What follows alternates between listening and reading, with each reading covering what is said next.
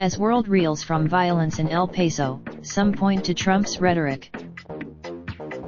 Two that left 29 dead in the United States this weekend have prompted condemnation across the world and drawn comparisons between suspected racist motives behind one of the shootings and President Trump's anti-immigrant rhetoric.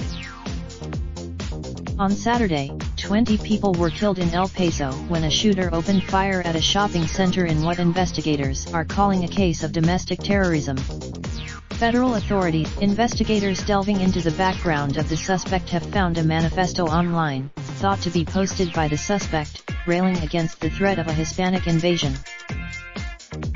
The news has prompted publications and public figures worldwide to sound the alarm over a resurgence of white supremacy in the United States and a president who they see as encouraging such beliefs.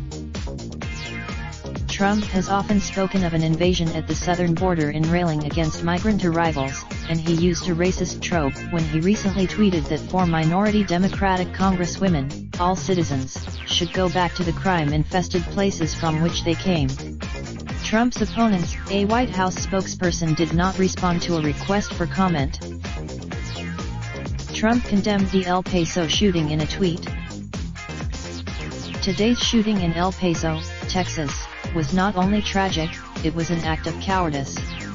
I know that I stand across the world. Many were more direct in their denunciation of the root causes of the violence and Trump's potential role in it.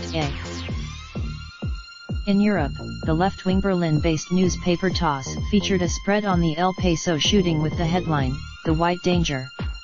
The publication another German daily, Der Tagesspiegel, by journalist Fabian L. divided by he arguing that Trump's daily racism has prepared the intellectual ground for such violence.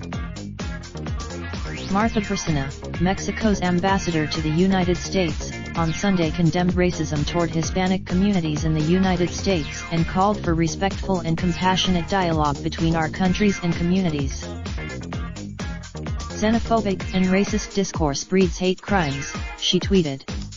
Hispanic community Mexican President Andrés Manuel López Obrador said that at least 3 Mexican nationals were among the dead in the El Paso rampage.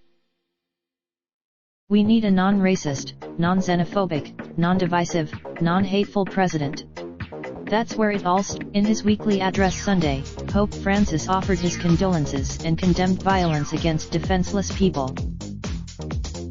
I am spiritually close to the victims of the violent episodes which in these days has bloodied Texas, California, and Ohio in the United States, striking defenseless people, Francis said, referring to a Sunday morning shooting in Dayton, Ohio, that left 9 dead and a shooting in Gilroy, California, last weekend that left 3 dead.